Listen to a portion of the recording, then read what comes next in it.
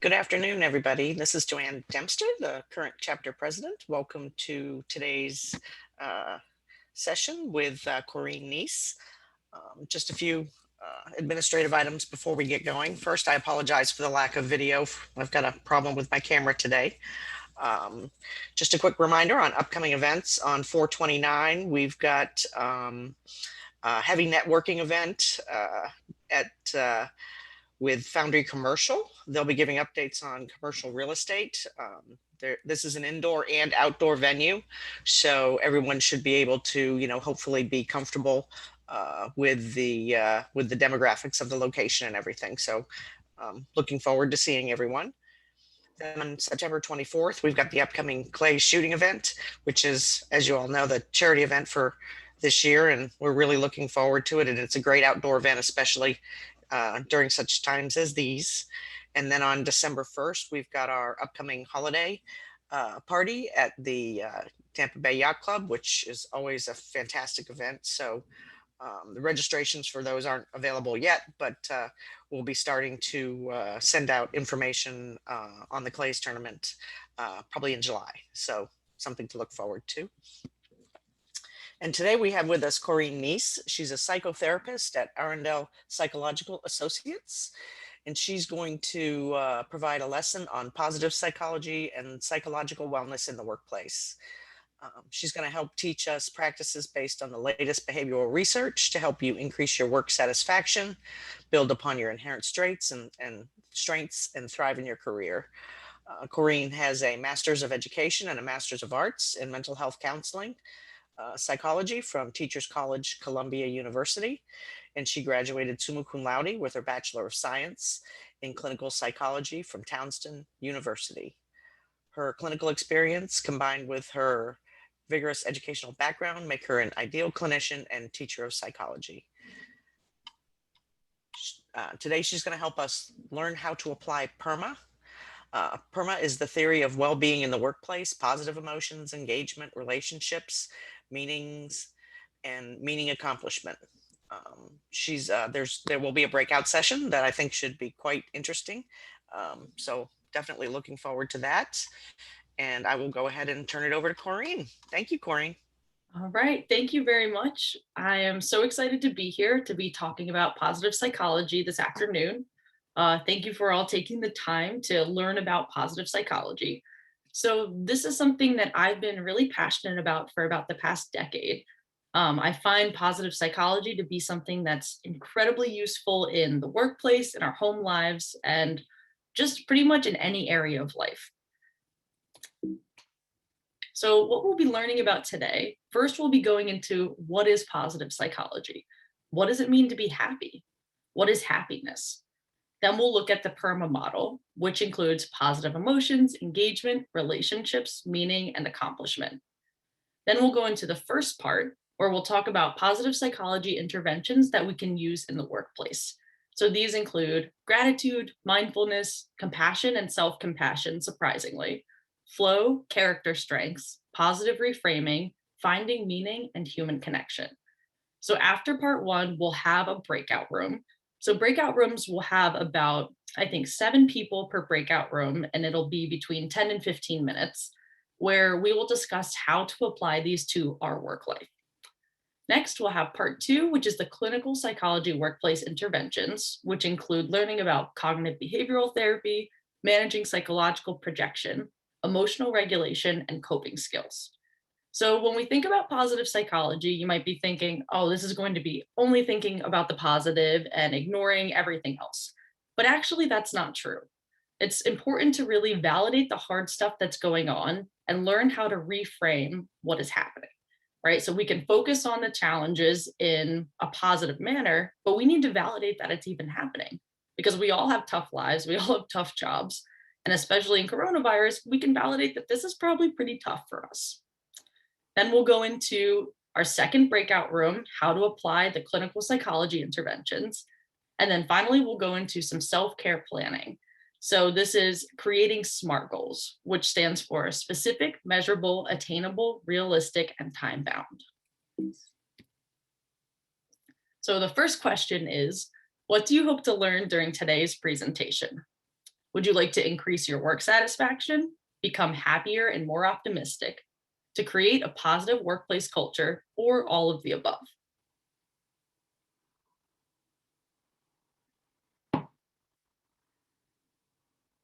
We'll give you about 20 seconds or 10 more seconds.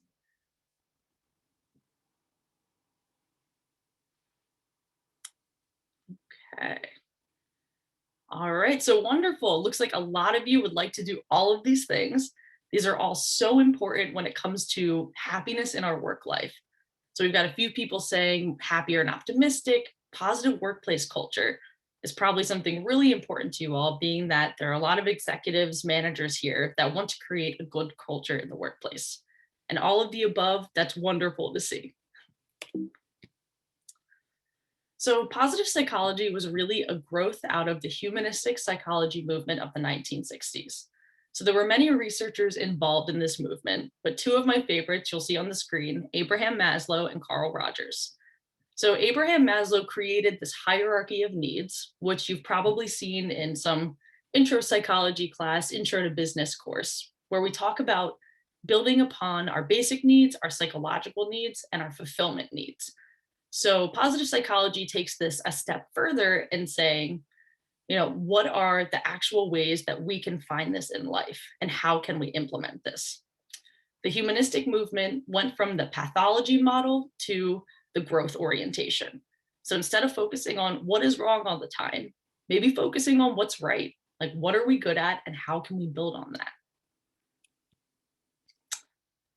So positive psychology, we like to say that success does not precede happiness. Happiness precedes success. So I imagine there are a lot of really successful people here, and I'd like to know how you got there, right?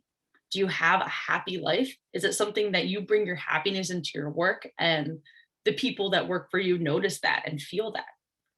We like to focus on strengths rather than pathology. So instead of the traditional view of psychology, like what is wrong with you? What are your symptoms? Saying, what are your strengths? Then we choose the growth orientation over the deficit orientation. So say you have a challenging thing going on at work. You think of, instead of saying, gosh, I wish this wasn't happening. This is going to be so hard for me. I hate this. Rather saying, how can I grow through this opportunity? How is this going to make me a better, stronger, more well-rounded person and a productive employee? And also ask yourself, are you thriving or merely surviving? Because honestly, a lot of people are just merely surviving. And there are actual ways that we can implement into our life that we can increase the amount that we're thriving rather than just getting by. So, this is a quote by Carl Rogers, who I love. He said, "The good life is a process, not a state of being." And that's something that's really powerful because the choices we make every day are what make our life worth living and make our job happier. So the PERMA theory of well-being, we'll briefly go over this and then we'll go into interventions. So positive emotions. There's an abundance of research that shows that increasing positive emotions will result in more happiness, productivity, and creativity. Engagement. This is experiencing enjoyment and flow in your work. Relationships. Humans thrive when they feel socially and emotionally connected to others. It's no surprise that coronavirus has been hard on people given that we don't have as much connection right now.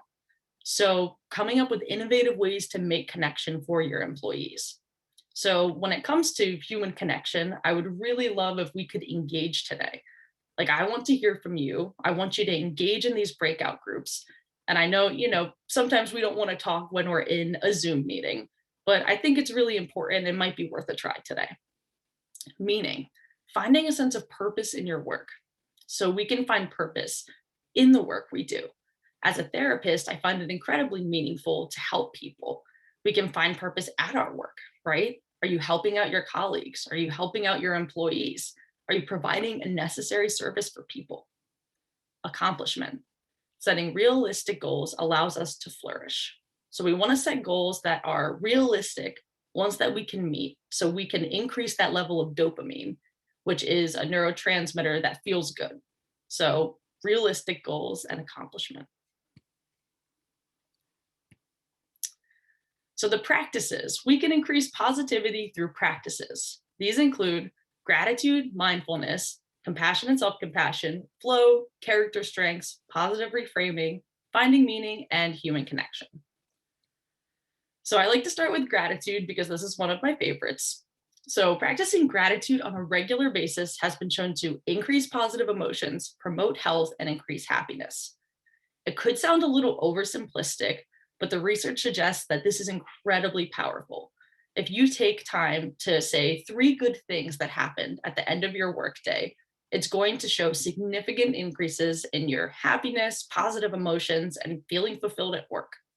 So the 3 good things daily practice is something that you can use either, for life in general, but I like to apply it to the workplace. So either in the beginning of your day or at the end of your day, stating 3 things you're grateful for. This could be, I really appreciated when Sarah stayed back to help me with some spreadsheets. Or I was very appreciative of my boss who was incredibly compassionate when I made a mistake. Or it could be as simple as there was some good coffee in the office, right? These things don't have to be huge or monumental, but focusing on the good can make you feel happier. We can use innovative applications in the workplace. So in meetings, you can start a meeting by listing some appreciations, making this an agenda item so that people have to do this.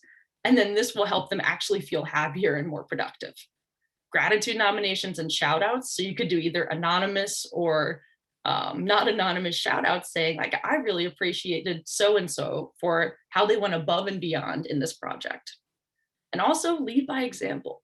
I know there are a lot of leaders here, and that you all are probably wonderful people who your employees love. So lead by example, and then they will follow in your lead by being grateful for your job and your position. Mindfulness. So mindfulness is paying attention in the present moment on purpose and non-judgmentally. So this definition was created by John Kabat-Zinn, who was really important in bringing mindfulness to the West. So what this means is just paying attention, noticing what's vivid, noticing your own experience. Meditation decreases stress, increases attention, and positive feelings. So being mindful doesn't necessarily mean you're meditating, right? You can be mindful throughout your day. Like if you think about driving to work, do you remember how you got there, right? How often are we in a mindless state? Dispositional mindfulness is awareness of thoughts, feelings, sensations, and behaviors during the workday. There are a ton of benefits for this. So this can actually increase your appreciation of your career, right? If you're being mindful of what you feel grateful for, if you're just paying attention to the interactions you're having, or, if you're doing a good job, you can increase attention and productivity. So if we struggle with focus, mindfulness can be a huge asset, right? Being conscious about what we're paying attention to and not getting sucked into something that doesn't need our attention. The ability to reflect on our emotional state and its influence on work. So this is a huge one. How often do we bring our own emotional state into the workday? And how does that impact how we interact with people, how we thrive in our career, right? Are we more productive when we're feeling happy and energized? Or are we productive when we're feeling, despondent, tired, not feeling so good? We can increase interpersonal effectiveness with better communication with consumers and colleagues. So if you're not feeling so good one day, we can be mindful of that, meaning then we have the ability to cope with what's going on, and then we'll have better interactions. So mindfulness during stressful times, these are some things you can say to yourself if you're feeling angry, upset, anxious, overwhelmed, because work can be so stressful sometimes. First, you want to validate, this is a moment of suffering. That's our mindfulness. You can say things like, this hurts, this is stress. Then you want to focus on the common humanity. Suffering is a part of life. Other options of common humanity include, other people feel this way. I'm not alone. We all struggle in our lives. And then the third part is extending kindness to yourself, which I know might be really hard for some of us. Especially in high achieving environments, we might be kind of hard on ourselves, pushing ourselves to get that edge. But sometimes that's not the most useful thing, even for our productivity. So we can say, may I give myself the compassion that I need? May I forgive myself? May I be strong? May I be patient? So these affirmations can make you feel better during stressful times or even during neutral times. So the second question is, mindfulness is being detail oriented, a state of daydreaming, paying attention on purpose in the present moment non judgmentally, or only achievable during meditation.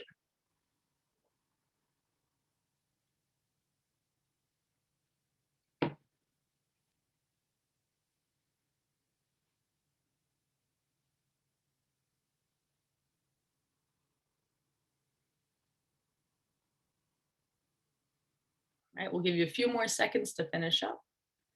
All right, looks like a lot of you know it is paying attention in the present moment non judgmentally, right? So we can be mindful all the time. We don't have to be meditating, even though meditation is a wonderful thing with a ton of health and mental health benefits. So, compassion as a managerial strategy. So, the research has found that inciting fear and punishing has been found to be counterproductive, despite a lot of workplace cultures that still use this strategy. High stress environments reduce creativity and compromise reasoning abilities. So when people are in a heightened state of mind, so say you're feeling super stressed out, anxious, not okay, how are you reasoning? Are you doing a better job at work? Or is it causing you so much stress that you really can't think straight? Benefits of compassionate leadership include lower stress levels, the increased capacity for innovation and creativity. When people feel safe and calm, they can be innovative, they can create, they can work harder. Employee loyalty and trust, right? You want loyal employees, you don't want high turnover rates. And if your employees view you as a compassionate manager, then they're going to be much more loyal and have a lot of trust in you. There are fewer sick days, decreased turnover, and increased engagement and productivity. So interestingly, self-compassion often precedes compassion for others. So are we kind to ourselves, right? If we're really tough on ourselves, that can make it really hard for us to extend the compassion we want consistently. So why is it that we're hard on ourselves? Why is it challenging to be kind to us? It could be related to our culture, upbringing, desire for control, fear of losing edge, maybe other reasons, right? Were you taught you have to be hard on yourself to succeed? Because I would say it's often counterproductive. If we're not feeling well and we're not being kind to ourselves, are we really doing the best that we could? So interestingly, mindfulness increases compassion. So these are actually connected. Research-backed loving kindness meditation has been found to increase capacity for empathy and compassion, increase positive emotions, decrease even chronic pain and migraines, reduce biases towards others, and curb self-criticism. So loving kindness meditation might sound a little too touchy-feely for some of you, but it's something that I have found so helpful in my own life, and the research backs it, right? So I like to look at the evidence. It might sound a little too touchy-feely, but it works. So later in this session, we're actually going to practice a loving kindness meditation, so you all can bear with me through that. So flow. We want to create an environment that is conducive for flow. So research by Mihai Csikszentmihalyi on creativity and productivity found that the secret to optimal performance is entering a state of flow deliberately. So you can see the cellist Yo-Yo Ma in this picture, clearly in a state of flow. So flow is this blissful immersion in whatever it is that you're doing, where time drops away and you're fully involved. So does this happen when you're communicating with colleagues? Does this happen when you're really immersed in a project? At what time do you get into that state of flow, and how do you create an environment conducive for that? Creating the workplace conducive for flow has clear, well-defined goals. So when people know what to expect, they perform better. You communicate feedback. You match strengths to tasks. So sometimes people don't always have their strengths matched to their job position. So really communicating with your employees and saying, what is it that you're really good at and how can we utilize that? Reducing micromanaging. This is a tough one, right? Having trust in our employees that they're going to do a good job and not feeling the need to try to control all of this, which can be really challenging for a lot of us. This is the optimal conditions for flow. So you see on the axes, we've got skill and difficulty. So what we want is the optimal level of skill and difficulty. If we have too high skill and low difficulty, people are going to be bored. If you have too high difficulty and too low of skill, they're going to be anxious. So what we're looking for is the connection between difficulty and skill matching up so that we don't have bored or anxious employees. So character strengths. This is one that I love too. You can go to www.viacharacter.org. So this is a website I use with my clients all the time. I've personally used it and I really love it.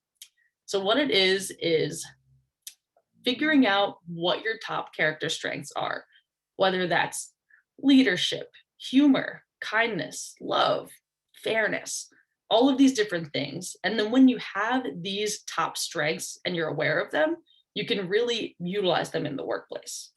Deployment of our character strengths at work can increase job satisfaction and meaning at work. If you can find the intersection between skills, interests, values, and strengths, you're likely to build a team rich with internal motivation, engagement, and connection. So we want to use these strengths, not say so-and-so is not good at this. We want to say, what are you good at and how do we use it?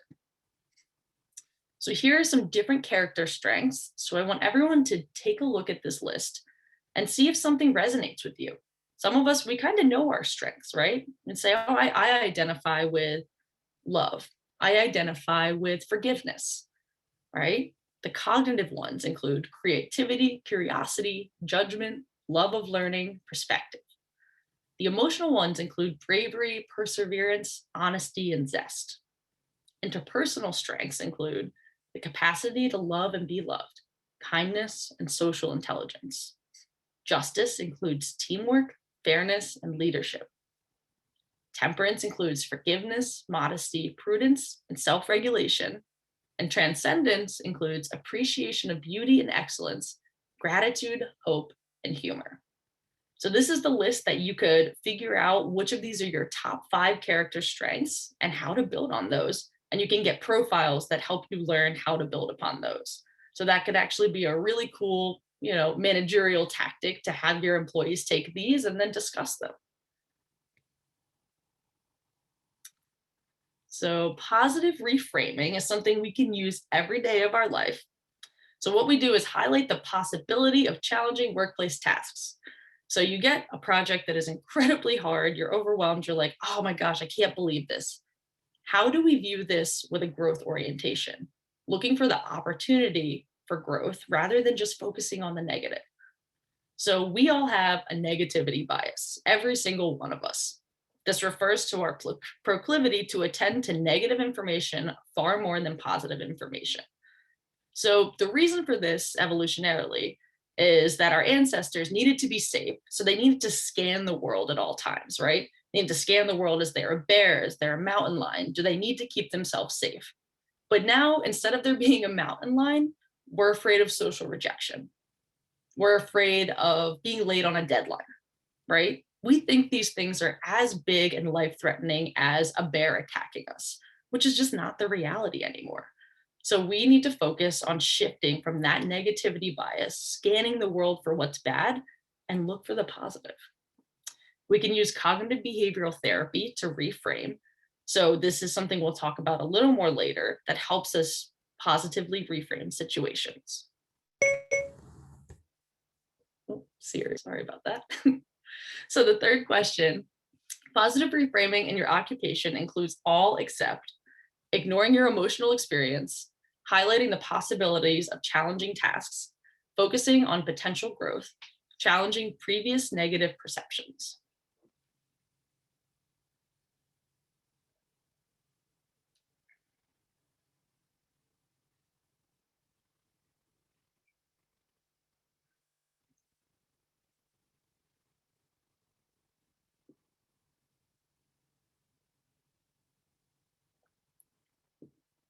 All right.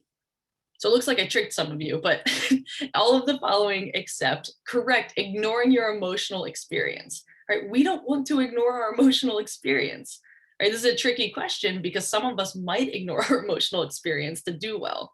But positive reframing, we still want to validate that things are challenging, right? I want to say this is a hard thing, but I can grow through it. So we can find meaning in our work. So we can find meaning in the work we do, or we can find meaning at work, or both. So finding meaning in your work is a sense that the job you're doing contributes to the greater good. Finding meaning at your work can mean a sense that one is helping and contributing in the workplace. So an example would be helping a colleague, providing a necessary service, bringing peers together, creating a supportive workplace culture, and encouraging employees. So there's lots of ways that we can frame our positions to find meaning and to create meaning. The organizational psychologist Adam Grant talks about research on connecting employees to meaning and job crafting. So essentially, this is about connecting people's strengths to their job position. So if your employee is, not being productive, not utilizing their skills, talk to them about how they can create projects or utilize the skills that they have to create meaning. And then human connection. This is the number one predictor of happiness. Like we may be introverted, we might, tend to run out of our social battery, but that doesn't mean that we don't need human connection. Investing in relationships is the greatest influence on our happiness. It increases feelings of fulfillment, positive emotions, and well-being. So we can facilitate organizational socialization through increasing opportunities for human engagement, through virtual groups, focus groups, collaborative projects, contacting colleagues. And I know this is something that is probably more difficult right now given coronavirus. So we need to be really innovative about how we do this, right? Like creating events like this where we're going to talk with each other and we're going to engage. So now we're going to go into breakout room 1, and we're going to answer the questions. What would happiness in your career look like? And how can you incorporate positive psychology practices to reach your optimal work potential and happiness?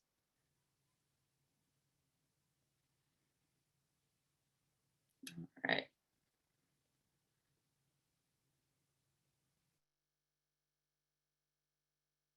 All right, so I would love to hear any feedback from people. So how were your chats? What did you talk about? How was it? If anyone wants to speak up, I'd love to hear, like, what did happiness look like in your career?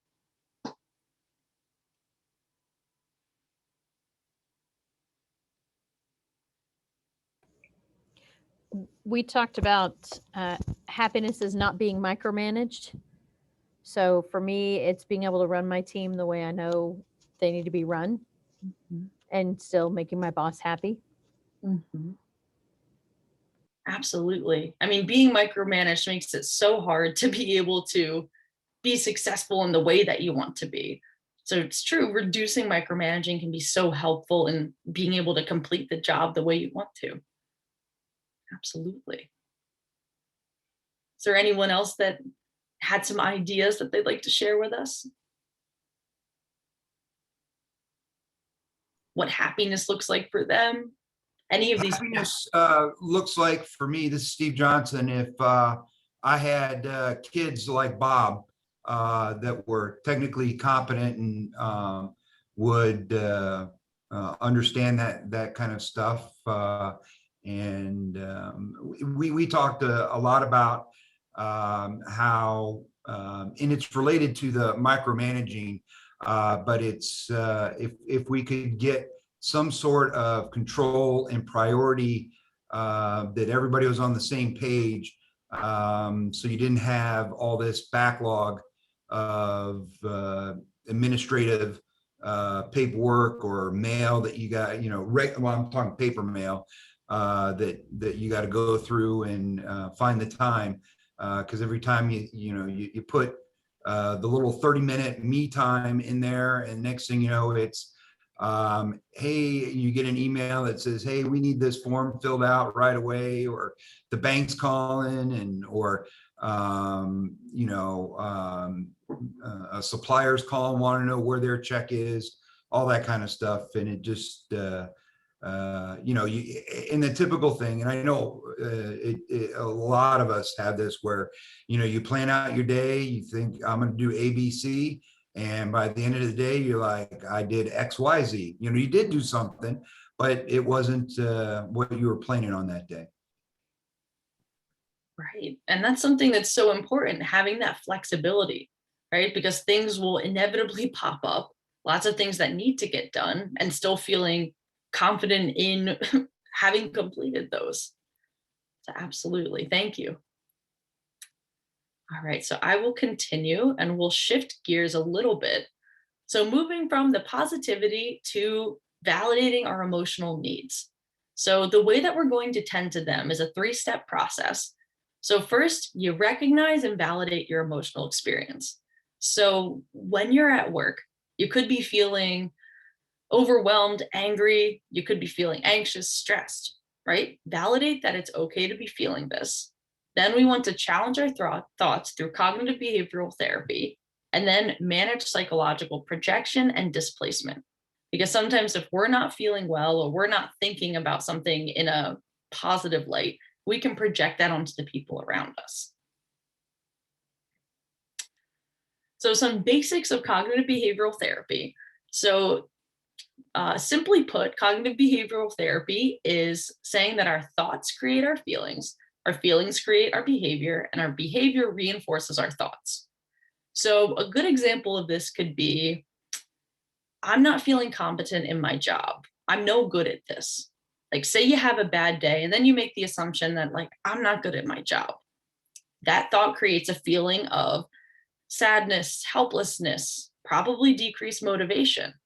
And then the behavior that comes from that kind of feeling is likely less productivity, not doing a good job at your work, and not feeling good about yourself.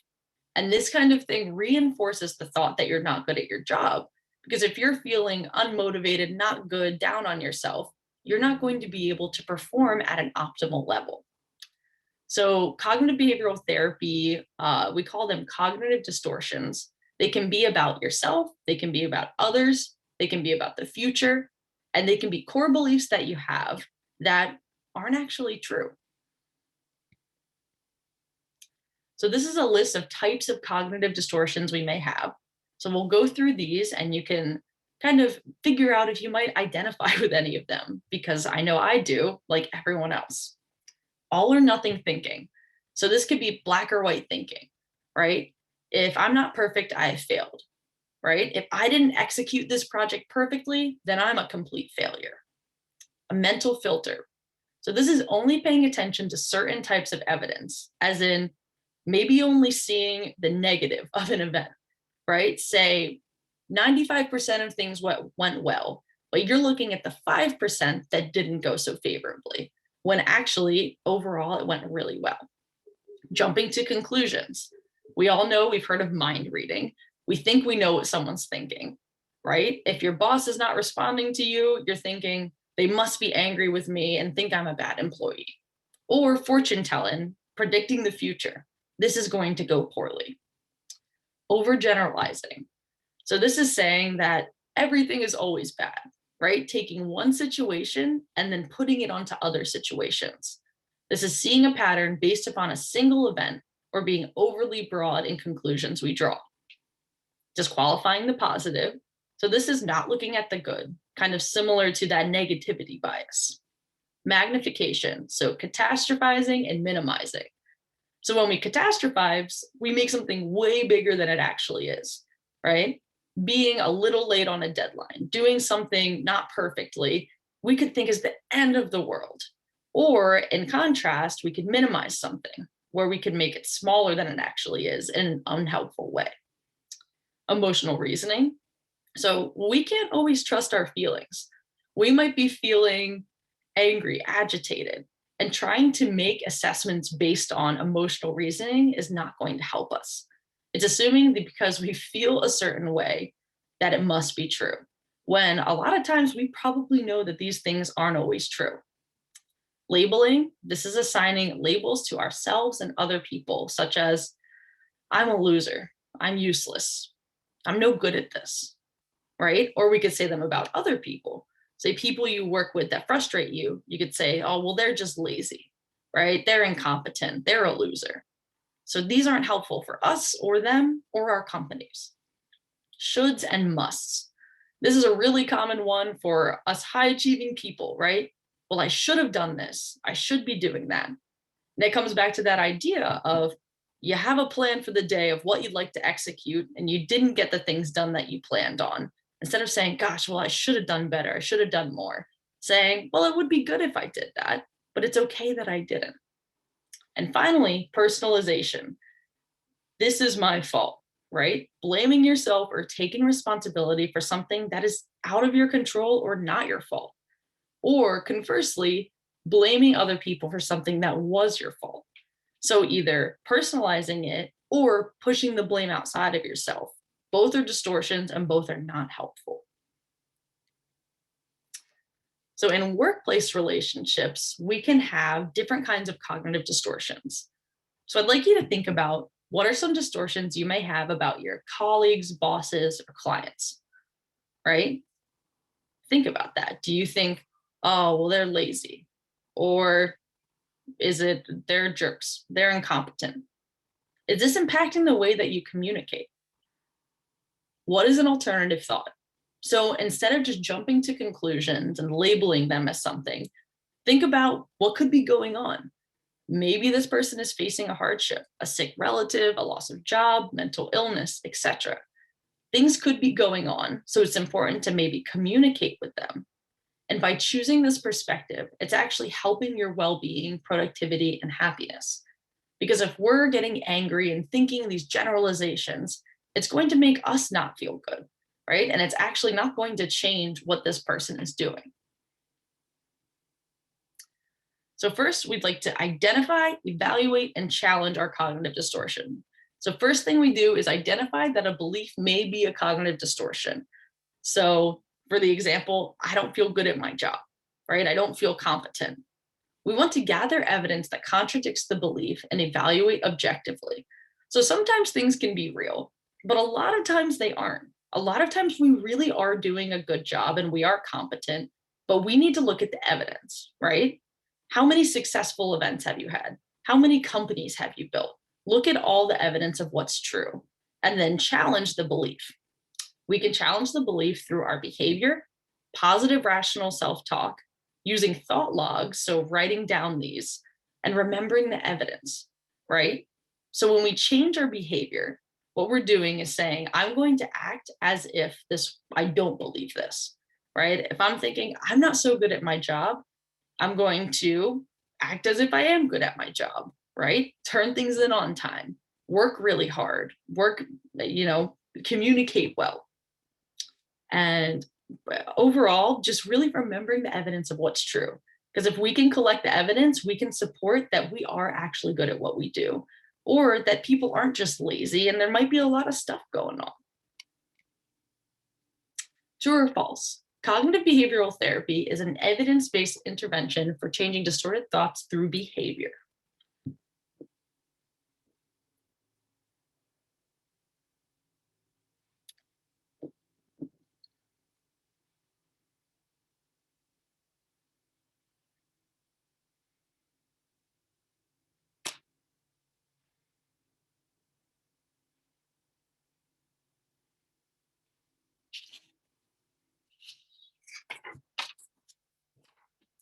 All right, so it's looking like you all are cognitive behavioral therapy experts. Thank you very much.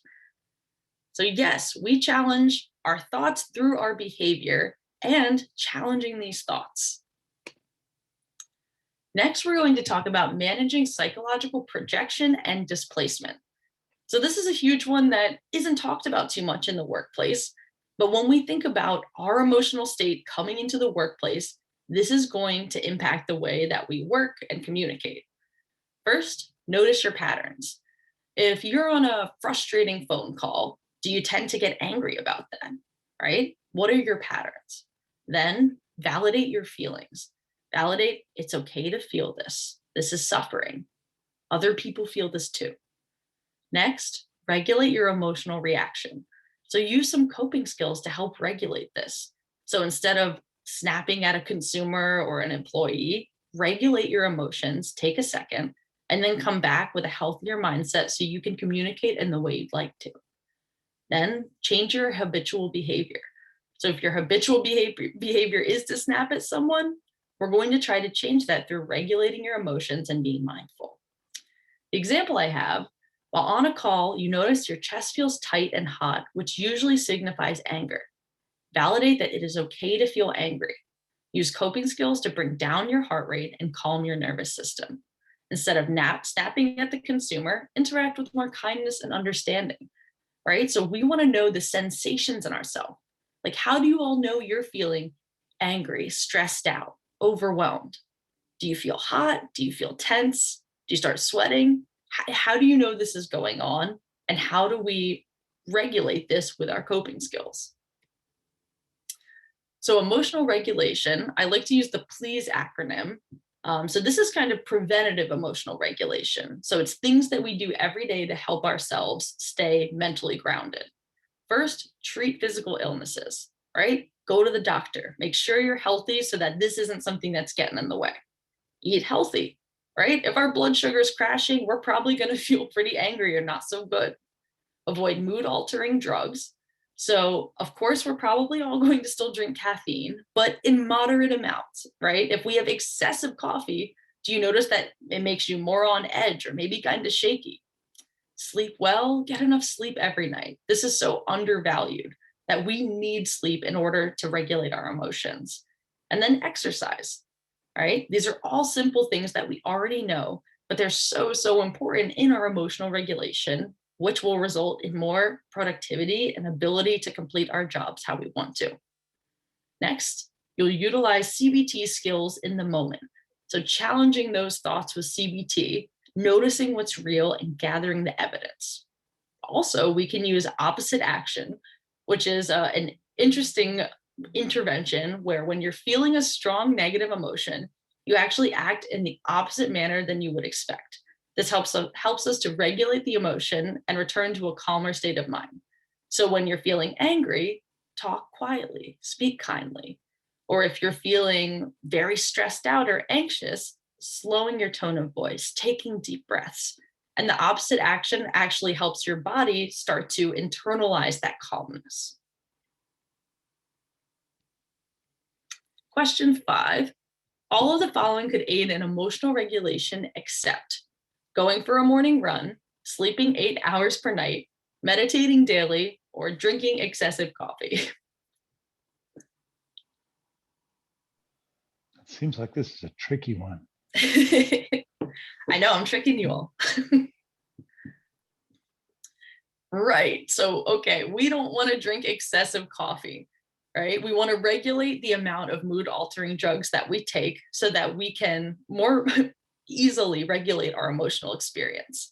So moderate coffee consumption. Okay. So here's a list of quick grounding techniques and coping skills. So if you're feeling stressed out, your mind is racing, you've got too much on your plate, these are some really quick things you can use to try to ground yourself, which means bringing you back to the present moment and helping you clear your mind. So it's as simple as eating a strong mint or gum. So surprisingly, engaging our senses can be very grounding, right? So some strong sensational experience. Smell a strong, pleasant fragrance, like essential oils, a scented lotion. It could be the mint from the gum. You can run your hands and wrists under cold or warm water, whichever helps, whichever is feeling more calming for you. You could splash cool water on your face if you have a sink available. Drink cool water. Stretch your body. So getting up and moving your body is such a good way to deal with negative emotions. You can listen to nature sounds or a song if you happen to have headphones and the ability to do so. Go for a walk. So walking is probably one of the, best things you can do for yourself that I often tell my patients. If you're not in a good state of mind and you really want to try and deal with that, go for a 15 to 30-minute walk and then tell me how you feel. Because the odds are that walk is going to help you get out of your head and manage whichever emotion is going on.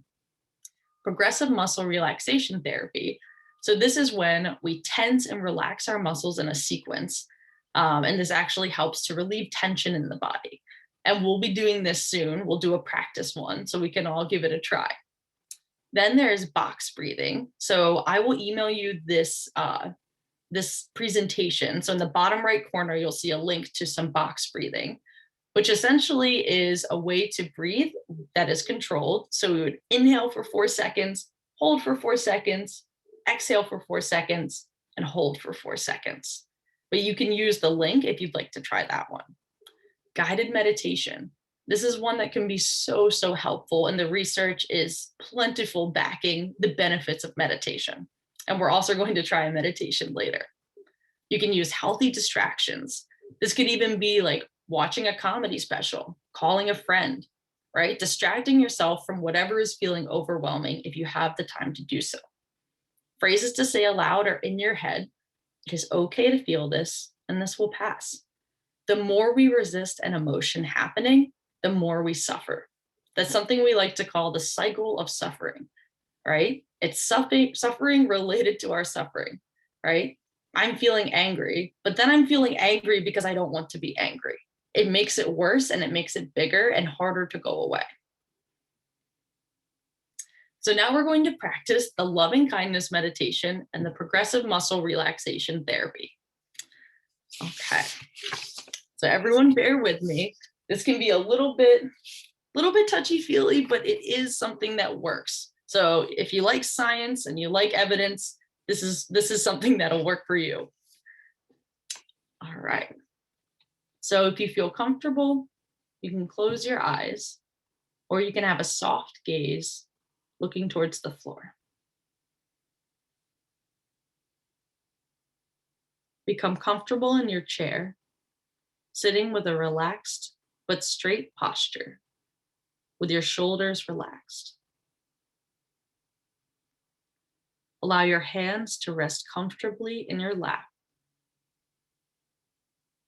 And gently close your eyes.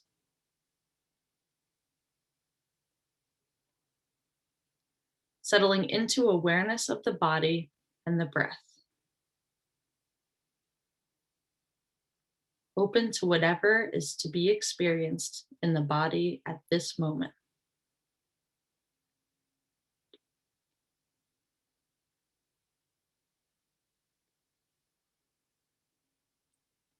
So, beginning now, to wish yourself well by extending words of loving kindness to yourself. I'll be offering as guidance the phrases that I've chosen to use in my own practice. You're invited to alter these phrases and choose whatever words express your wishes of loving kindness toward yourself and others. May I be filled with loving kindness. May I feel connected and calm. May I accept myself just as I am. May I be happy. May I know the natural joy of being alive. And now repeating in the mind these words of friendship and kindness to yourself once again. May I be filled with loving kindness. May I feel connected and calm. May I accept myself just as I am. May I be happy. May I know the natural joy of being alive. Now you can open the circle of loving kindness by bringing to mind someone who is dear to you, someone whom you care about, and who has always been supportive. Reflect on this person's basic goodness, sensing what it is in particular you love about him or her. In your heart, feel your appreciation for this dear one and begin your simple offering. May you be filled with loving kindness. May you feel my love now. May you accept yourself just as you are. May you be happy. May you know the natural joy of being alive.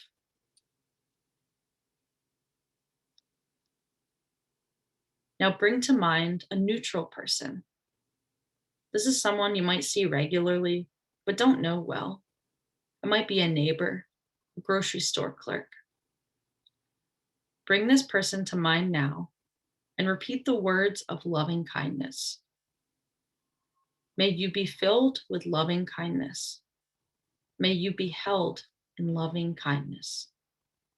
May you feel my love now. May you accept yourself just as you are. May you be happy. May you know the natural joy of being alive. And now, if it's possible for you, bring someone to mind with whom you've had a difficult relationship. Perhaps it's someone you don't like to feel sympathy or compassion for. Seeing if it's possible to let go of feelings of resentment and dislike for this person. Reminding yourself to see this person as a whole being, deserving of love and kindness, as someone who feels pain and anxiety, as someone who also suffers. Seeing if it's possible to extend to this person the words of loving kindness in your mind. May you be filled with loving kindness. May you feel my love now. May you accept yourself just as you are. May you be happy. May you know the natural joy of being alive.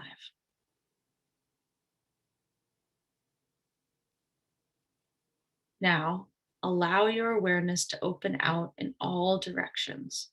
Yourself, a dear one, a neutral person, and a difficult person, and of all beings, humans and animals living everywhere, living in richness, poverty, war, peace, hunger, abundance, aware of all the joys and sorrows that all beings experience. May all beings be filled with loving kindness.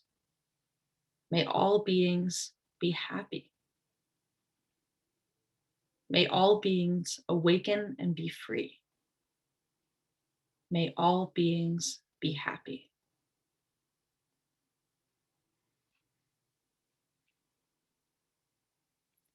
And now, bringing this practice to a close by coming back to extend kindness to yourself, basking in the energy of loving kindness that may have been generated here.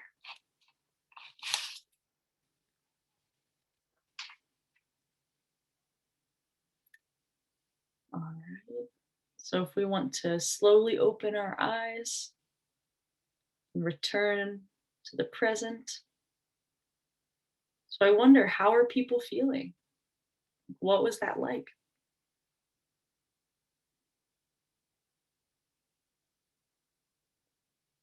Is anyone feeling a little calmer? Relaxed. Good. Good. So that's the goal, feeling connected and relaxed. So the next thing we're going to do is a little quicker. So we'll do a progressive muscle relaxation. So we'll start. If you'd like to close your eyes for this one, you can. You don't have to if you don't like to. So first we'll start by tensing our feet.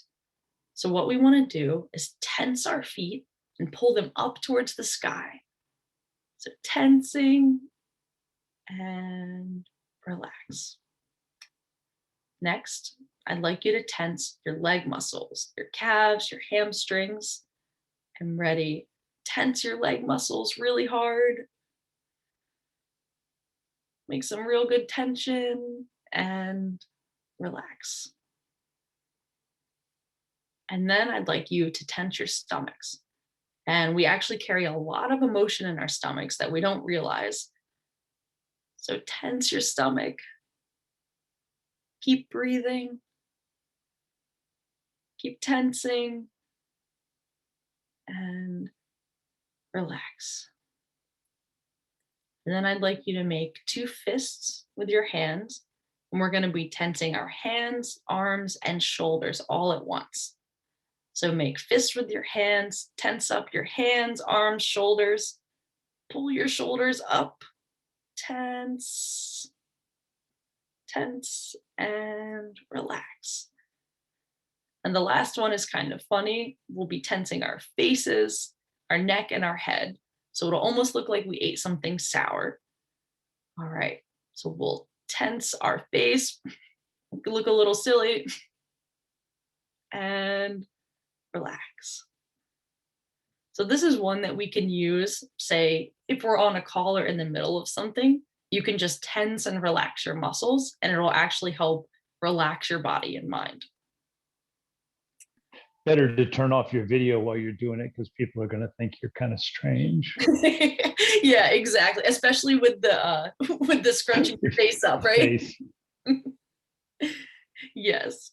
So how did you all like that? Was it feeling relaxing? Is it something that you feel like is usable in your life? All right. Getting some head It's nods. fun. Uh-huh. Good. Well, I'm glad you liked that. So now we're going to move on to talking about SMART goals. And then we're going to go into another breakout room and talk about how to apply the second half of the session into our work life. So SMART stands for specific, measurable, achievable, realistic, and time bound. So we want to set goals that are specific, right? We want to be able to measure what's happening, and they have to be achievable, right? If this is something that is just too big of a goal, then we're going to get overwhelmed and probably shut down or not keep it trying to get to that goal. Needs to be realistic. And then when we put a time limit on it, then we have good expectations of exactly what we want to do. So here's an example of the self-care planning activity.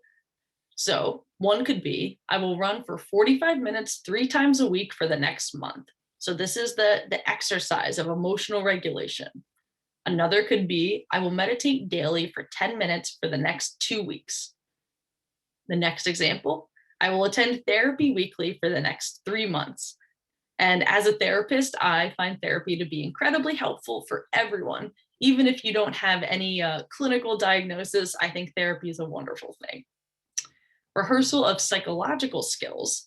So this could be like, I would practice progressive muscle relaxation when I feel agitation on a call. Another example is practicing the 3 good things gratitude practice at the end of each workday.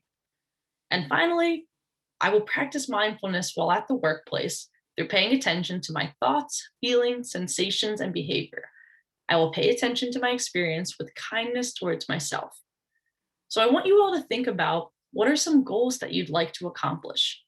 What a part of your work, do you need exercising more to help with emotional regulation?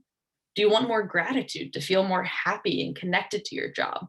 So thinking about what goals you would like to implement. So the next question, I plan to implement a SMART goal that incorporates physical activity, mindfulness and/or meditation, cognitive psychological skills, or something else.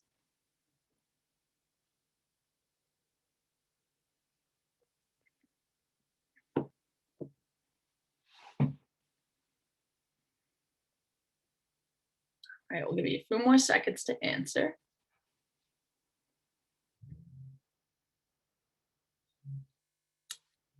All right, so we've got some physical activity, mindfulness, meditation, cognitive psychological skills. Oh, and one something else. I'm curious. All right, awesome. So now we'll go into our second breakout room, and looking at the time, we can do about 10 minutes. So we'll talk about what are some cognitive distortions you might have about colleagues, bosses, clients, and even yourself. How do these thoughts affect your communication and your productivity? What are some alternative thoughts and alternative behaviors? So I really want you guys to think about, like, what are your distortions and how can we challenge them? And then next, plan some SMART goals, right? What SMART goals would you like to create to help you reach your highest potential? So it'll be cognitive distortions, challenging them, create SMART goals. All right. Conversation in our group about some cognitive distortions and about the challenge of communicating virtually, so using email and how there can be distortions that come with that, thinking people are angry when they aren't, right? So that was something that we found important to chat about. So is there anyone else that would like to share something that they learned, that they talked about, something that seemed important to maybe share with the group?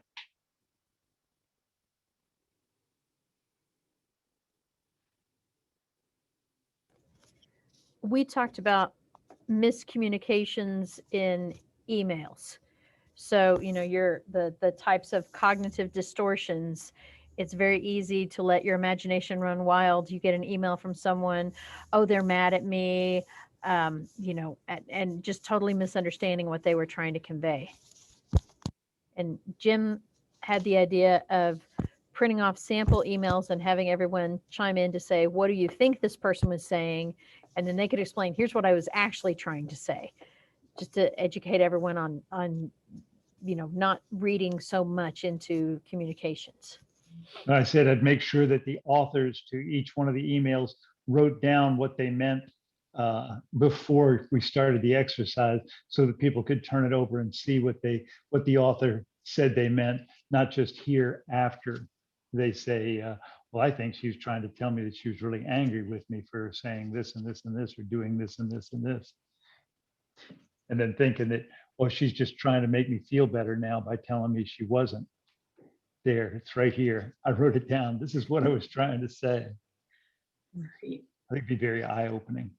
Yeah. I mean, I think that's an incredible thing that you could do with your employees that would be helping them challenge their distortions that they're having about, the punctuation of an email or how it was worded and the way that they perceived it, because we're not the only ones that have cognitive distortions. Everyone around us is experiencing them too. So that could be a really eye-opening experience. And quickly, were there any people that thought of any SMART goals they'd like to share, whether it's exercise, meditation, mindfulness, or something else?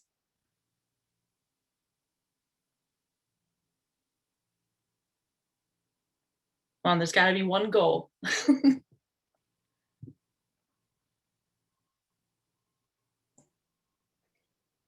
I think several have said meditation, because it's something I keep trying to do. I'm good with mindfulness, but actually meditation, I need to do that more. Right. And meditation is actually really challenging. People come into it and get frustrated because they're like, my mind is wandering. And that's kind of the point, right? Our mind wanders, and it's that not judging ourselves and bringing ourselves back every time. And that's the practice, not having an empty mind. And I find, like last night, I just didn't sleep well, but that's when I try some of these techniques. That's when I find myself doing it, because I'm just desperate to fall asleep. Yeah. And then I'll listen. There's sleep meditations on YouTube. Yep. And I've gotten so used, there's this British accent person. And now I'm like the Pavlov dog, but between, you know what I mean? But I need to be practicing it proactively and not just because I can't sleep. Absolutely. And I think any meditation is great, but being proactive, of course, is going to help us even more. Yeah. So that's great. And I think there's a lot of apps and, YouTube, there's a lot of meditation stuff out there that's super helpful. And thank goodness it's becoming mainstream now. Yes, exactly. Like embraced, and yeah, it's wonderful. But, I appreciate you all engaging in this and having me here. So I wanted to end on one of my favorite quotes by Viktor Frankl. So Frankl says that everything can be taken from a man but one thing, the last of human freedoms, to choose one's attitude in any given set of circumstances, to choose one's own way.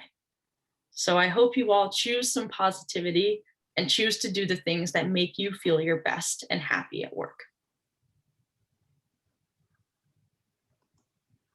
Thank you.